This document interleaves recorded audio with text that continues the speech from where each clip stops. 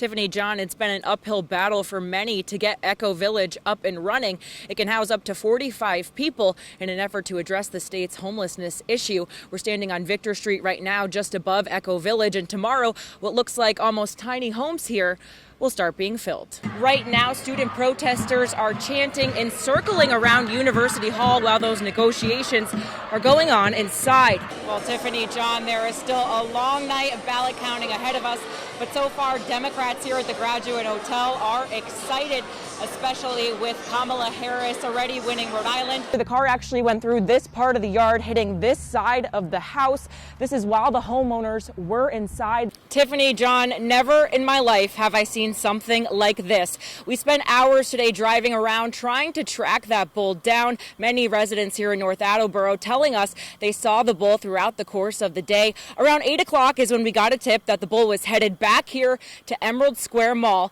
And when we arrived, sure enough, that bull was standing in the middle of Route 1 here. The judge ordered a buffer zone around the courthouse for protesters because this case is getting a lot of attention. You can see some of that buffer zone just over my shoulder. And today, jury selection got underway for that 2022 murder. Good evening. We're right outside of University Hall, where we have just witnessed multiple students be taken into these Providence Police prisoner transport vehicles. Well, John, this is a case that has caught the attention of many over the last 2 years. Warwick Police telling us today that they found the remains of Charlotte Lester in Exeter, and they arrested the person they suspected of being involved all along outside of a Cumberland Farms this morning. Tiffany, John, firefighters arrived to heavy flames at this building here on Westminster Street just before 7:30 tonight. Now, we've been here at the scene since then, watching crews spray water onto the building from just about every possible angle, and now at this hour we are getting a new look at the damage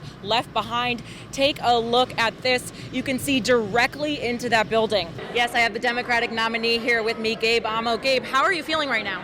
I am so excited. You said it yourself, tonight is the night for Taylor Swift fans. It's night one of the Eras Tour, and you can feel the excitement. The energy out here is just unmatched. These are some of the most dedicated fans in the game. I'm going to pull in some fans right here. Come on, guys. These are some Swifties. Are you guys excited for Taylor Swift? I love you guys. We love you. Hundreds of people marching to Tammy Limberto Roy's Woonsocket home Wednesday evening to show their support for a woman they love so very much. This is just love. This is absolute love and appreciation for a fabulous friend. Tammy has been battling cancer for 20 years on and off. She was diagnosed with stage 4 breast cancer, which spread to her liver. She has beaten so many of the odds. Tammy didn't give up. She was a fighter, and she fought and still fighting till the very end. Tammy recently decided to enter treatment and enter hospice care, so her lifelong friend Jennifer Maiello organized one last flash mob to Tammy's favorite song, Dancing Queen. They previously performed one back in 2014 for her. One Facebook post said we need to roar for our Tammy. Tammy's brother speechless after seeing the sea of pink in support of his sister. She loves people. People love her. So it's I don't know, the community support is just unreal. And if you ask anyone about Tammy, chances are they'll all say the same thing. You can see all the lives that Tammy has touched. No matter what Tammy is going through, she's always smiling. She's always dancing. She's just wonderful, and she's touched so many lives. Tammy has fought cancer tirelessly and bravely. Her cancer recently taking a turn for the worst. It's been tough. She's been fighting this for, originally when she was 28, she got breast cancer, then the last 11 years with liver cancer. She's a very positive person, fights every day. We just thought she'd outlive us all, you know? Many people describe Tammy as a dancing queen herself, and the look on her face says it all as she watched hundreds of people perform one last show for her.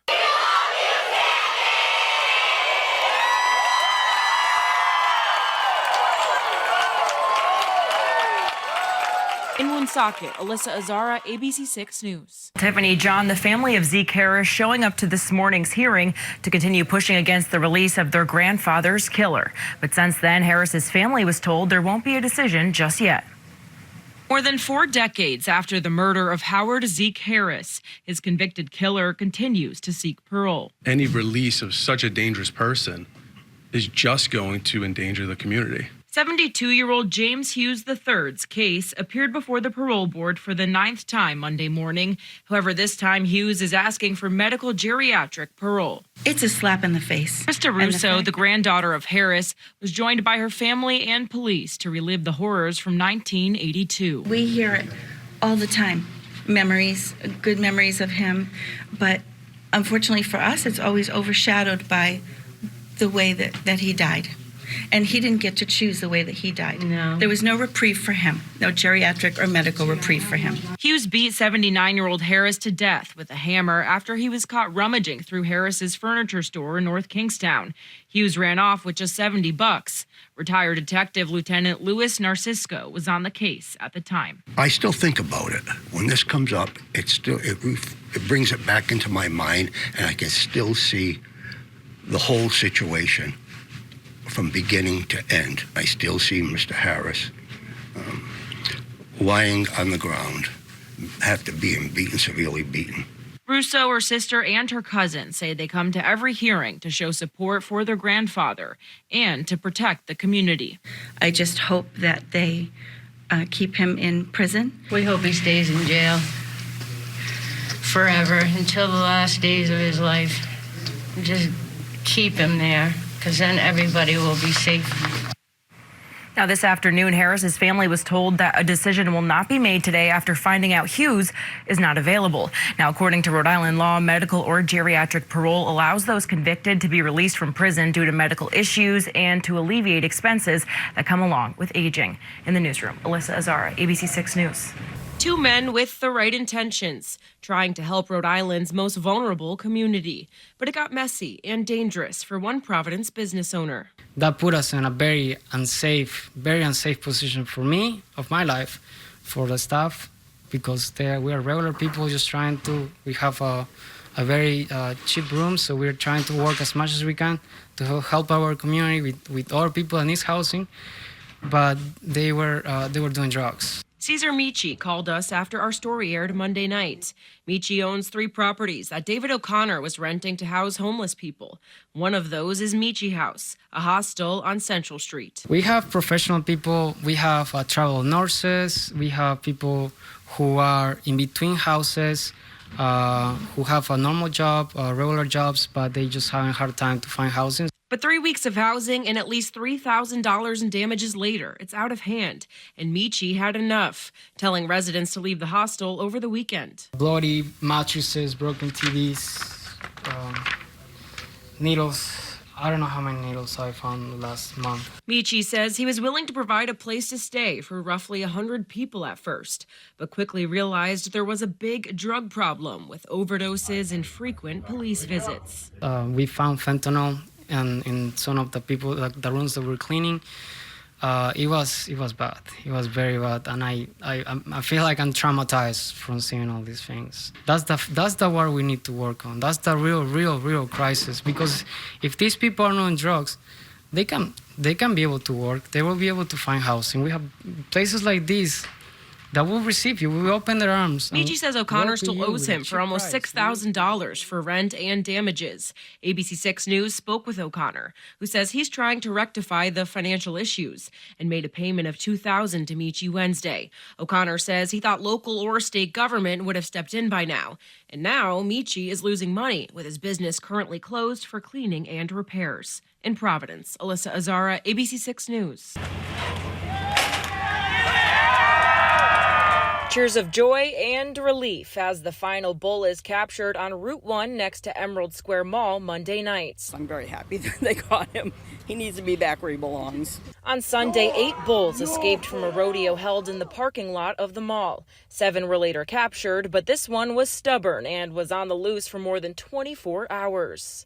Well, he's booking. He's going 15 miles an hour, 18, 20 miles an hour. Sam Beckman and Sam Arrowman have their own drone companies to help find missing animals. They got wind of the missing bull and wanted to help. We felt bad for the situation, and that one bull, wasn't located, and so we decided to come out here. The two tracked the bull all day using some serious equipment, watching it weave through dark woods, neighborhoods, and Route 1, and alerting police of the bull's whereabouts along the way. Oh, he's going across back to Emerald Mall. Oh, he's in the intersection. Crossing the intersection. ABC 6 News went back to Emerald Square Mall, witnessing police officers racing down to the highway. And the rodeo crew quickly got to work while mall goers stood by. I never thought I would see a bull running through North Attleboro. No. But after 2 days of chaos, it all came to a safe and happy ending, right where it all began, with the bull unharmed. Reporting for ABC 6 News, I'm Alyssa Azzara. Trending now, Hollywood's biggest night is about to begin, but Rhode Island is having its very own Oscar party at the Graduate Hotel in Providence. That's where we find ABC 6 News anchor Tiffany Murphy. Tiffany, how's it going out there? Other local stories we are following for you this evening. Over 300 vehicles at a Freetown gas station created chaos. Freetown police responded to the parking lot of Neon Marketplace on Innovation Way around 10 last night. First responders making a rescue after a delivery truck got stuck in the water in Wellfleet. It happened around 11:30 on Lieutenant Island Road. You can see that FedEx truck partially submerged in the ocean. Reaction is pouring in this evening from local lawmakers after the news of President Carter's death.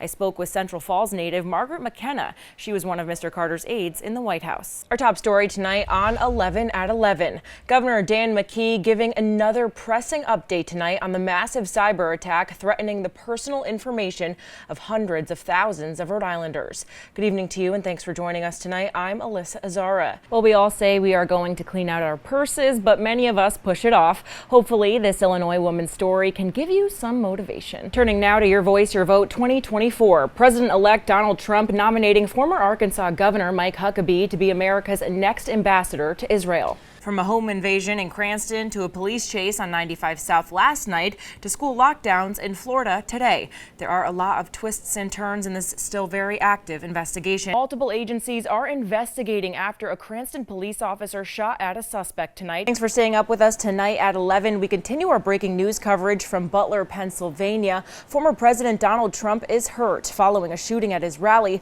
Trump was released from the hospital. Good morning, Providence reporter Lara Lynn Jackson is live at Warwick Mall this morning with a look at today's shopping spree. Lara Lynn, what can you tell us? Let's get a check on the forecast now. Meteorologist Kelly Bates joins us live in the Weather Center.